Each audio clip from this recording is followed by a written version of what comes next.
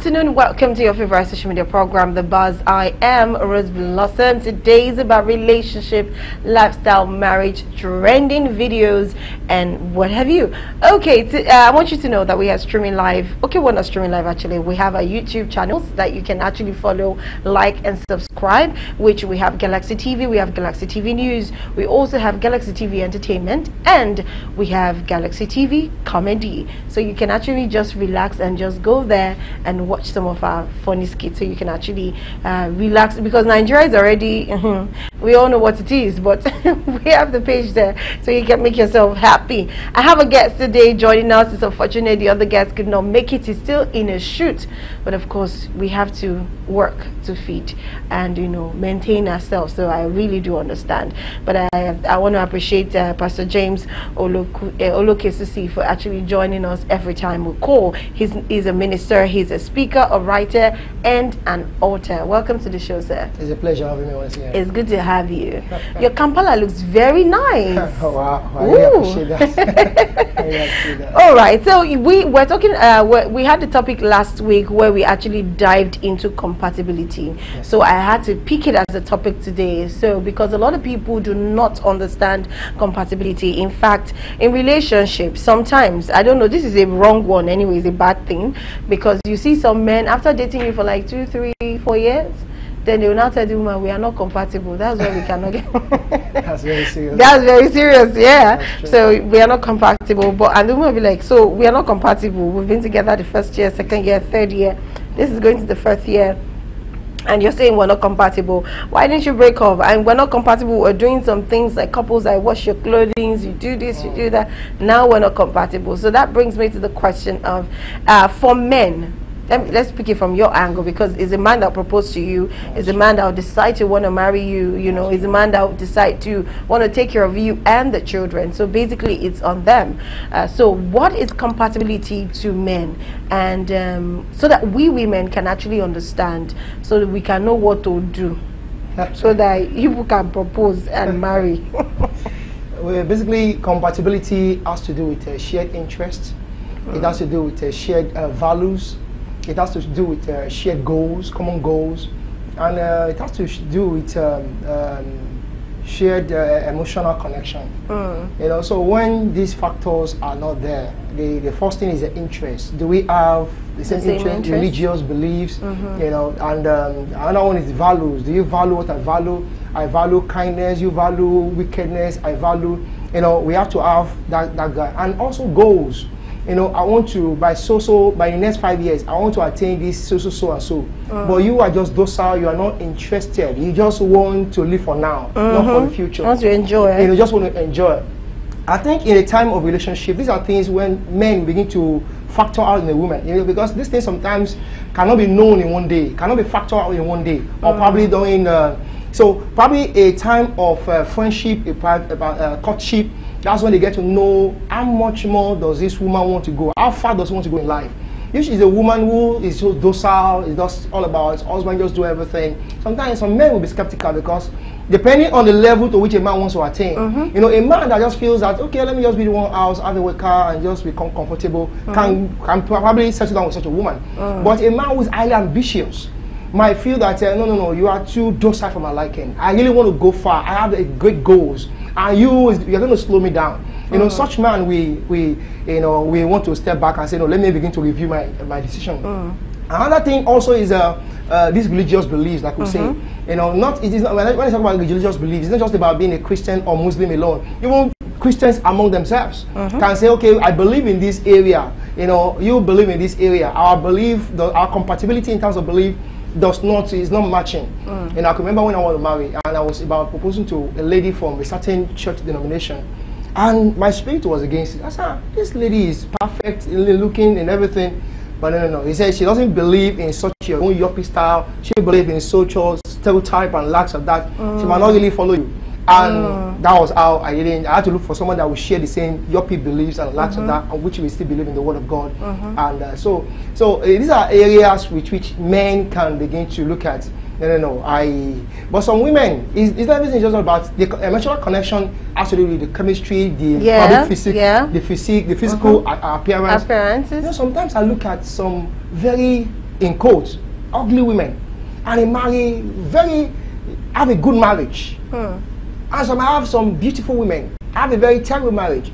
You know, sometimes I look at what's going on. How is such an ugly woman like this? I'm not in quotes. You know, you know, probably the man looks beyond the facial appearance, and she sees beyond that and begin to look into some other features, compatibility features, and says that no, you are on the spot for me, and we can go ahead. You know, so those are things I feel, you know, in compatibility areas that we can. Okay, you said something very key. You said that knowing if one is compatible does not take a day, it takes a while. It takes a while. Yeah, before one can be able to say, okay, I'm compatible with this person. Now, so are you now saying that those men who have dated a woman for 2-3 years 3 years is too much, and at the end of the day they are saying we are not compatible? Are you saying that is right? Because I want to understand, why do they do that? You're a man, so maybe you might be able to maybe understand why they do that. So why do you think they do that? You know, some people have this picture perfect in their mindset. They don't really know. You know, I mean, I've advocated certain thing. You know, there should be, if you have 100% compatibility features, if the woman matches up with about 50% or 60%, you can go ahead. The other ones, you can really patch it up or probably train them and build them up in that area. You know, while dating my wife, there's some areas where I knew, even from the days of our dating, I knew this is going to be an issue. But even in marriage, yeah, we still have to cope with it. We have to have arguments in that area. If I go to my mentor and I complain to my mentor, I say, you knew this thing from the day one. So why are you complaining now?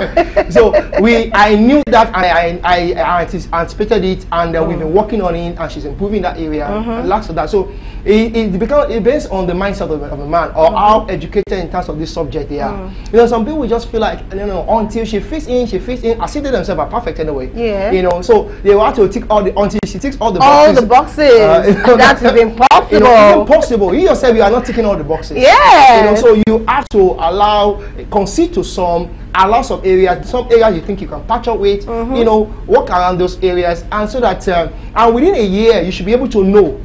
You know, because you guys are sitting down. When you sit down, what do you discuss? What are your conversations? You know, so in the course of your conversations, you begin to learn, okay, this kind of person this woman is, this kind of person this woman is, and lacks of that.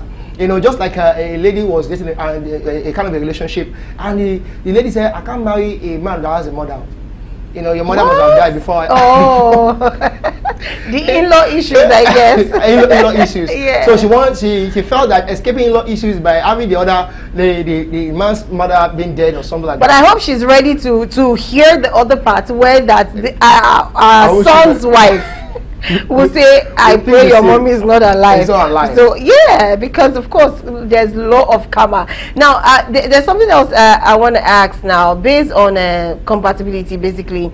Now from a woman, okay, let me just even share a story so that I could move to the next topic.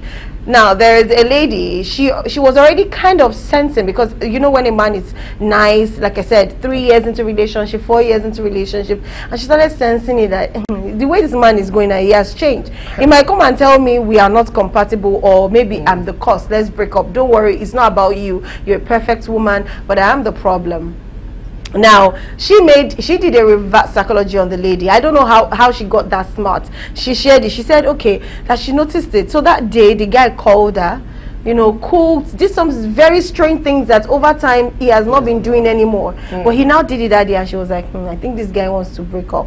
So she got to the house, and the guy got talking very calm, very politely, and like, oh, we're not compatible, this is not working, it's not you, it's not about you, it's me, I am the problem. That's the man talking. And the lady was like, oh wow, let her surprise him, that actually she has been meaning to tell him that, do you remember so day, after that day you were not even really calling, I didn't bother you, you know, I've been noticing, I wanted to tell you that I think we're not also compatible, and I don't know, there's somebody else that's actually, I'm thinking the person might be compatible, but I don't want to break your heart, so I'm just, you know, staying with you while I try to see if I can make the person wait till, you know, you come up with the idea of a breakup. That, see, it's not about him, that is okay. In fact, he didn't even know, she didn't even know he was having the same feeling. He's so sorry. So the same thing, but you know, women were good with words. So the way she made it feel like, oh, maybe the problem he was even having with her is she is the cause. No, she's out of fear. She doesn't want to feel like she's losing. That's she true. said that. So at that point, the guy now changed what he said. Now started begging, like, okay, can't we work it out? Like, can't we do this? At that point, you know, she already took herself out of the heartbreak. And she was like, no, we can't do this anymore. Now she's now the one insisting for a breakup, and that was how she broke up with the guy. Because she knew that what she did already was just to avoid her own heartbreak. So she had, you know, saved herself, because she knew that even if she had continued with that guy, the guy might even still end up breaking up with her, because for him to have even talked about it. So, and that was how she was able to save herself. But I don't know, I'm not saying other ladies should try this to play. Please don't try it if you know. You know, men should not be educated in that area. You don't. This compatibility issue, is real, but it don't have to tick all the boxes. Yeah. You just got to know if you are 50%, 60%, and if other area are minor areas, are areas you can really work on the woman or work on each other. You know, but if it's something you know you cannot work on each other, yeah, there's no. Just let it be. Just let it be. Yes. Okay, so now the next question is: does relationship change the lifestyle of couples? For me, I would say yes, because there are some persons that, you know, meet a gentleman, an introvert, and doesn't go out, and she's always this person that likes going out, and maybe that's what the man saw in her that made him like, I like this woman. She's very outspoken, she's always everywhere. You know, the man falls in love and they got married, and because he's not the going out type, baby, let's go, I just want to be home. She now decides to change her lifestyle and probably start staying with him. I find it that it might actually cause a problem, because the man fell in love with you for who you are, but because he's not available to be going out with you, which of course when people see you, you're not with your spouse, you're always outside, you're having fun. Yes, it might even be in a mature way. People will think that, which kind of wife is this? Why is she always outside and her husband is always inside? Now, because she's avoiding that stigmatization or name calling behind her back, she decides to stay in, not knowing that she's probably putting her home at risk, because the man is still expecting that, baby, how are you? Do you know what? Like all those things. But that's true. So I just want to ask, does it really change the lifestyle? And if it changes, now with this scenario I just painted, how do you think, from the angle of men, how do you think men should be able to manage such a drastic change? Because I would call it a very drastic change. Basically, while in courtship, you know, the man must have known the kind of person, if she's an introvert or an extrovert, and some other areas, you know. But while they are married, you know, some men who it might be the opposite now. You might not want them to an extrovert woman. You might want her to be at home. Every time you'll be complaining. Every time you are, so they want to force them to the same introvert or not being social as they are. Also, in some areas, some men might just, okay, that's my wife, that's my wife as a person. It takes understanding anyway, because normally relationship changes, it changes lifestyle of the couple, you know, because the way we are wired is the fact that we have some personal makeup and personal life and shared lives. You know, so in area of our personal life, when we are into relationship, we should know that, okay, this is who we are. Yeah. But there are some areas of our life we can share, we can allow other people to influence. Yeah. You know, so when they can influence it, we know that this is an area. But some areas whereby it's our personal, we can't. We just have to keep it to ourselves. You know, because relationship can even change the choice of career of a person. You know, you want to choose to go and study this after BSc, you want to go for masters, you want to go for these things.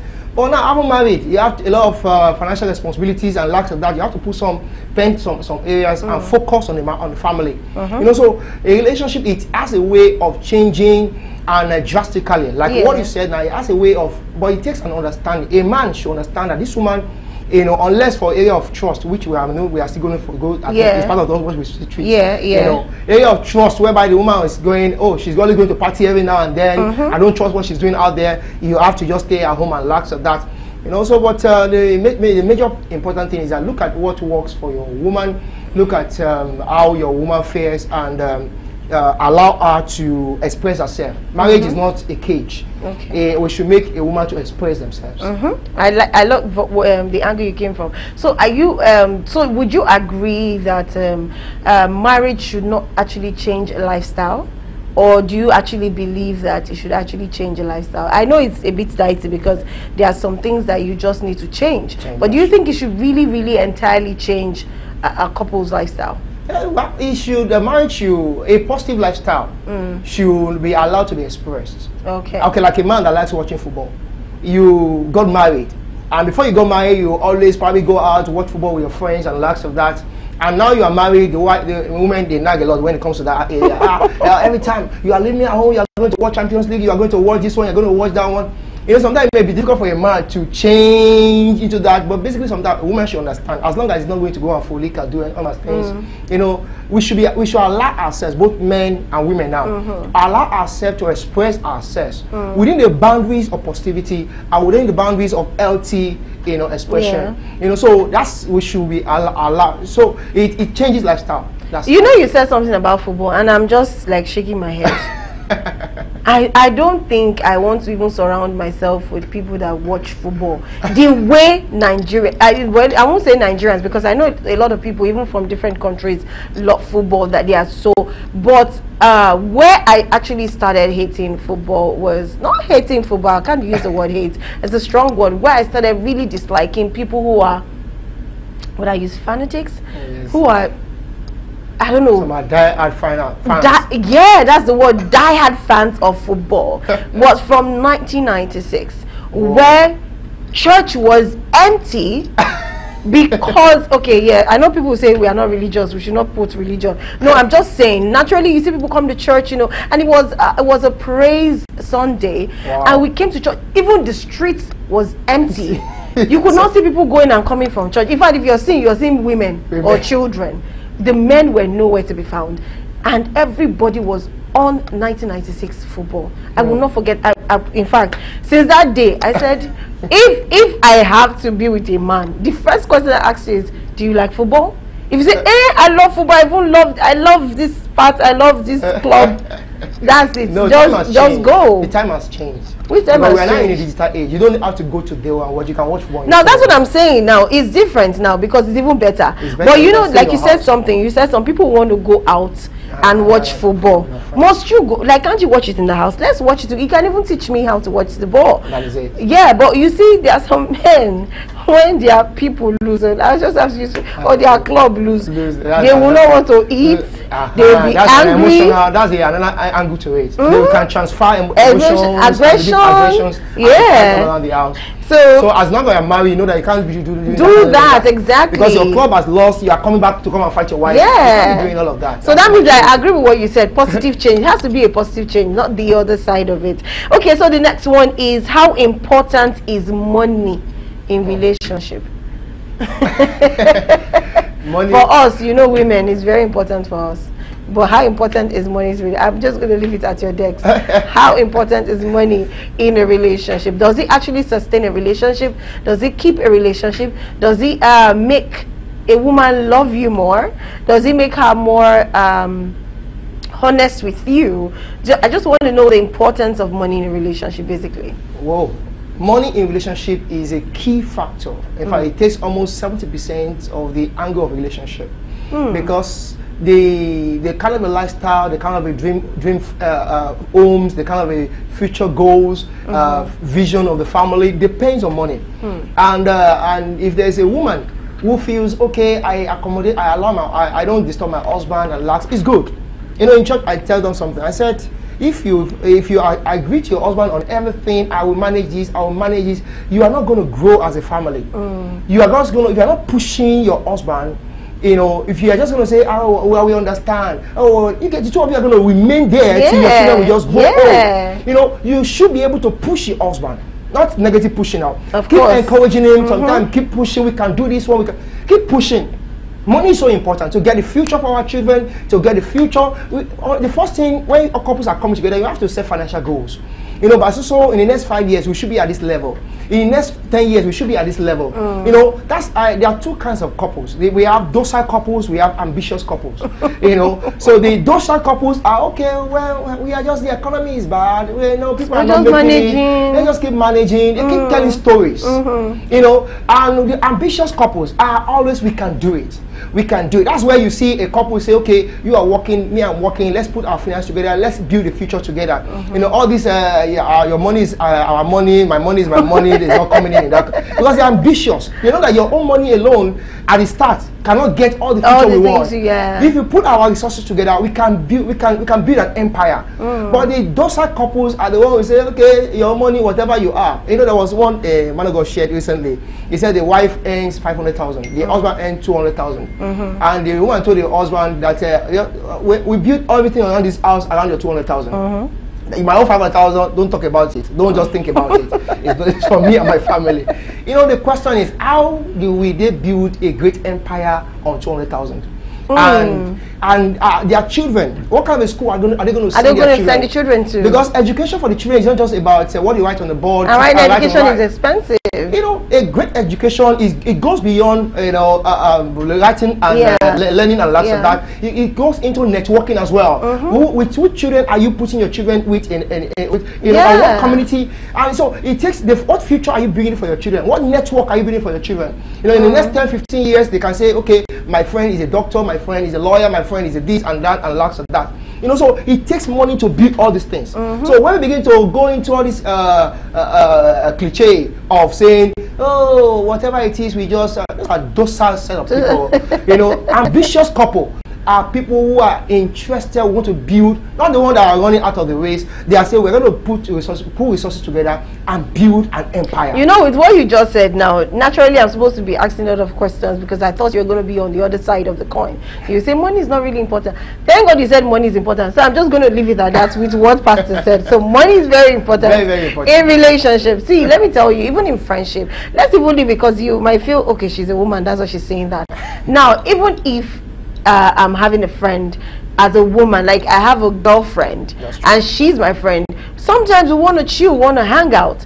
Are we going to do that with paper? You need the money to even sustain the friendship. And sometimes if she's in a ditch, she has a little problem, she could call me and like, hey babe, what's up? Can I get this? Can I get that? If you do not have money to help her, my darling, she will even think you have the money but you are not helping her, because at the end of the day you might find out that you might lose your friend, because in her mind she's like, every time I ask her for money she doesn't have, she never has money, she never helps me. That's what friendship should be. Yeah, that's what friendship should be. And at the end of the day she'll tell you, I can't be friends with her, she has never helped me for once, I always ask her but she never helps. So yes, even in relationship, in marriage, money is very important, but money should not be the foundation of your relationship. It should not be the foundation of your relationship, to be honest. Scatter the relationship. Yeah, it shouldn't scatter the relationship. And if you see some of the visuals that we played, you see some persons, you know, because of what you see online, you see what some packages boyfriends give to their girlfriends or girlfriends give to their boyfriend, and you even feel threatened in your own relationship because you be like, but my boyfriend does not give me this. You have to calm down. Do you even give him that? So I don't know.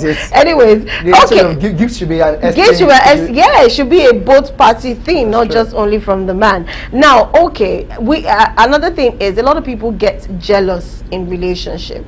Now, I know there are healthy jealousy and there is an unhealthy jealousy. So, but we're just going to leave it at jealousy. Then maybe while talking, we can now start differentiating which is healthy and which is not healthy. So, but do you think naturally jealousy, just the word jealousy and the action, do you think it's actually healthy in a relationship or in a marriage? Well, jealousy is a common emotion in marriage. There's a small portion of it does not. It shows how much you value your partner. You know, if my wife is not jealous of me, it shows that I don't mean anything to her. You know, there's a small portion of it. You know, so the one we really look at is that extreme one where somebody feels possessive and it's not the father, I love you alone. It's just about I possess this person and lots of that. That's the jealousy that is terrible. You know, and such a thing, the couple are supposed to sit down, discuss it, analyze it, you know, because it gets to the point whereby a couple, probably is the husband that's highly jealous, he doesn't trust the woman. Yeah. He say, I'm going to visit my parents, in the next moment he's make all the calls, he knows he has gone to other places. You know, if it's a woman that's jealous of the husband, he doesn't say, I'm going for a contract, you say, you know, he has gone to sleep with this one. All kinds of things will be flowing in her head. Yeah. And that can lead to, in fact, murder, it can lead to homicide and lacks of that. You know, so, but jealousy should be very healthy. And one thing is that each partner should not give the other partner the reason to doubt themselves. Because sometimes we think, if we come to the side of those people who are not really having trust, sometimes their partner has shown a lot of mistrust in certain areas. You know, probably they say, okay, I was actually going to come to that too. Probably they say they are going to see their sister. Yeah, and they call go the somewhere else. Say, no, he has not been here, or he has not been here. And it's difficult to build trust. That is it, and that's it. So we have to build trust. One thing I hate people, you know, the highest insult somebody can give to me is that, you know, you are lying. And because I always want to put myself in a place whereby you can hold my word is my bond. You know, my wife knows that. My word is my bond. Is it my husband? Never. You know. So everybody that wants to build a relationship or build a marriage, you must allow your partner to trust you. You know, if you say this, let it be that. Not the one you said, hey, he's the closest person to you. He knows you in and out. So if you say, hey, he said, don't mind it, that thing is a lie. I will find it very well, you know. So jealousy will come into the fore, and it will be affecting the relationship. All right, thank you very much for that one. Let's play some trending videos and react.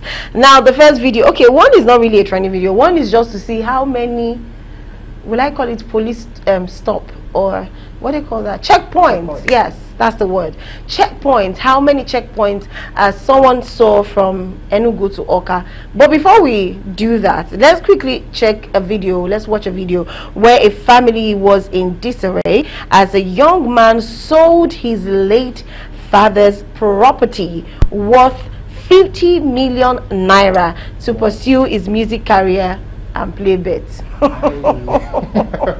let's watch the video. Hopefully we have the video ready already, but let's watch that. We'll be right back to the studio to continue the program. Welcome back. We're going to take them one after the other. So we're going to first talk about the family in disarray as a boy who wanted to pursue his music career and of course spent sold the property worth 50 million naira, and I'm certain he did not sell that property for even 50 million naira. He sold it for lesser amount. But my problem is, how did he even get to those papers? And he was able to sell it and of course pursued his music career, but now I don't even know the guy, so you have not even blown. So I don't 50 million is enough for you to blow. It's enough for you to blow. Like, I'm certain if you even meet Davido and tell Davido you want to pay maybe 25 million to him just to help you publicize your music, Davido will gladly for collaboration. He's going to gladly want to do that and even show you who to write your song if you don't want to.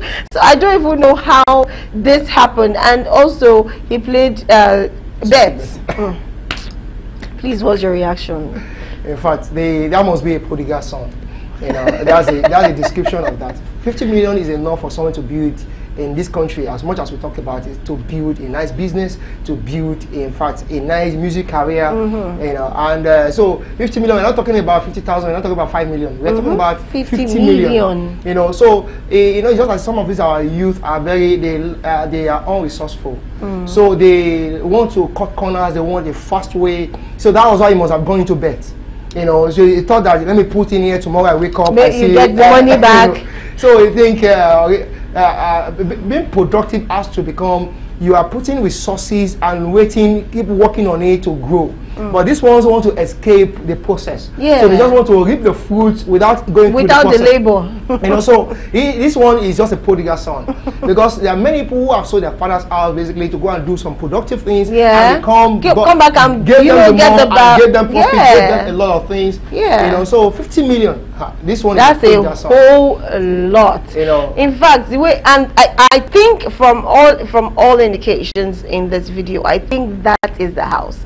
Because houses in Lagos now are very expensive, especially when it's in a good site. It's very, very expensive. In fact, I feel like even the 50 million is even lower than If Wow. yeah, then the land, you know, the cost of the land alone is yeah, come on, we know how much they sell land right now. Talk more of when you have a property already in it, so it even costs more because you're not buying a virgin land. Basically, there's a house, there's a foundation, and all of that. So it usually costs more because as though you're buying both the building and the foundation together. But anyway, that's bad. This is for parents. I don't know how we even got to have the papers. I don't know how you don't. I don't know. Is it must have been showing the signs all along. So it's the, yeah, he must have been even asking maybe questions of where is the paper, how do we get the paper or something relating. Parents need to be very sensitive sometimes because well, I don't know. That's terrible. I don't know. That's terrible. Anyways, let's talk about the checkpoints from Enugu to Awka. We saw 18. Was it 18? 18 yes. Or 17 thereabouts. Yes, stops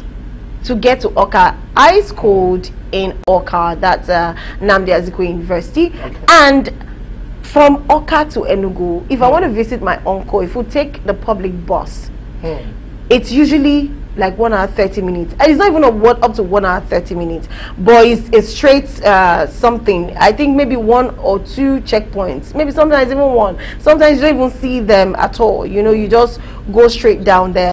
And sometimes if I have to go, maybe my uncle has to drop me back at school, it's usually maybe like 30 minutes, 25 to 30 minutes. We're already at school very fast. Imagine having this kind of stop. 3 hours, you're not yet in Enugu State. This is too much of a stop. No wonder, I don't know, a politician came. Is it a politician or an activist? Came out and said, do you know how many stops they have to deal with before traveling from Lagos to the eastern part of the country?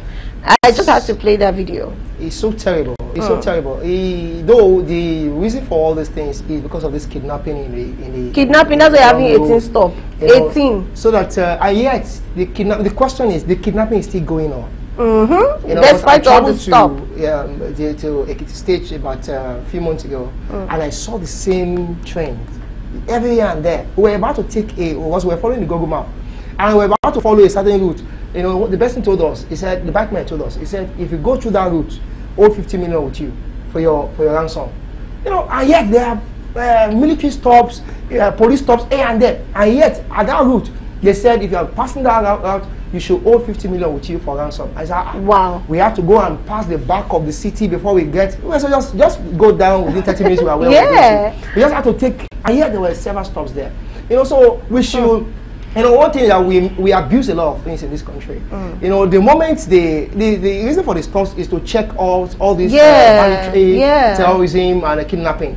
You know, but basically, is it that effect? Do we need 18 stops to do all of that? To do all of that, you know, you can always call for backup. You can have about 5 or 6. Then the stations, the things around, and call for backup.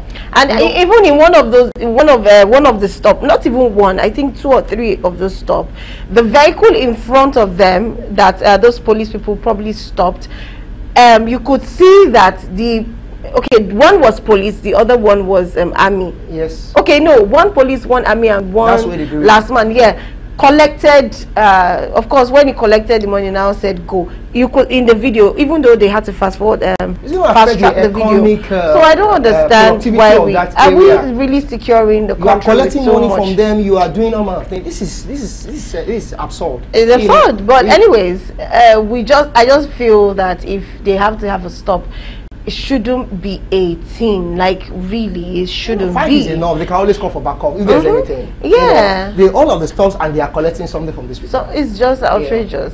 Just Enugu to Awka. Anyways, we have another training video. This is about a husband that was deported, and the wife waited for 2 years, but now she said she know they do again.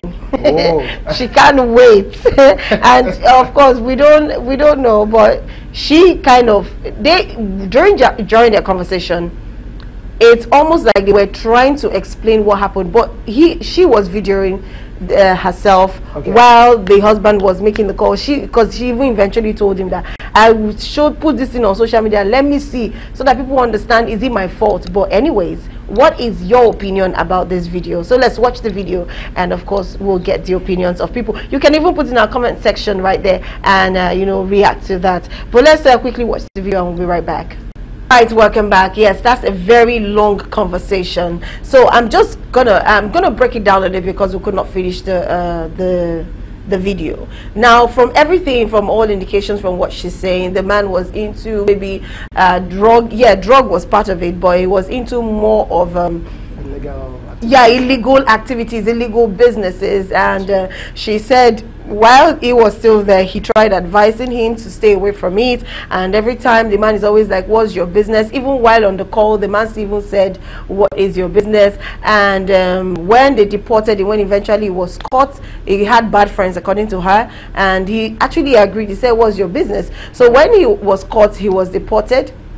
The wife said she always tried her best to always send him something every month while she was working and still taking care of the kids. So she wasn't getting anything from him for like 2 years, and of course he was the one that brought her. He was there before her. That's then right. He was able to bring her from that same bad money that she's saying. He was able to yes, now he was able to still bring her to the States. But you know, when he got deported, she kept sending and sending until just last month, according to her, she didn't send anything to him because she was tired of the relationship. She was tired of all the sweet names and sending him money, and he was not productive. He was just lying around, you know, flexing around Nigeria, according to her, that she stopped it. And the call was what she recorded, where the guy later eventually even threatened her and said, "Shebi na me bring you there, I will bring you back Nigeria." Wow. So he was literally trying to tell her that he was going to go diabolical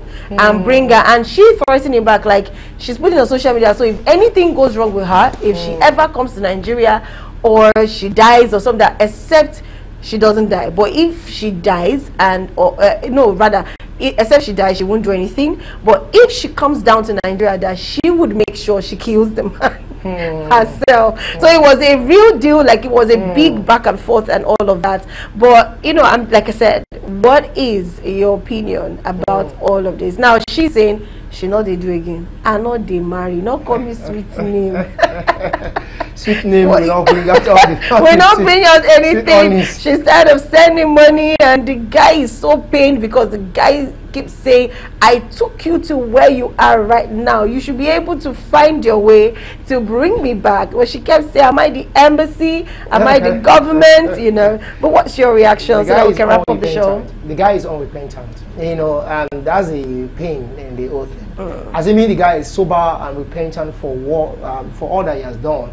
We might blame the lady that at least one good turn deserves another. Yeah, of course. That the singular fact that remains the fact that the guy has not felt so much remorse for all that the bad thing he did.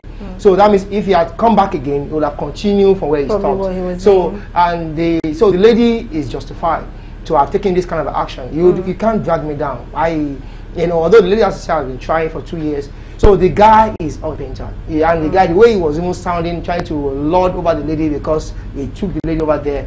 I hope they have kids together. They have kids, yes. You know, so that means the lady see how the responsibility taking care of the kids. You know, so the lady said she has tried, and being violent is not the solution to this thing. Yeah, I even expect him to be a bit calmer in talking to her. So she's been. But of course, you know, he's from I don't know, but he was saying that okay, when she said I was advising you, but you were shutting me up, always shutting me up. You even tell me to get out of the room and sleep somewhere else, like somewhere maybe around the house, or sleep somewhere. It was like, yes, because from my side as a native man, woman not they talk on top of my head. So I wish we watched all the video. You are chopping women's money now from your side. The woman not they talk on top of my head. So he was even shouting at her while he's even talking with her right now. She's not even supposed to be.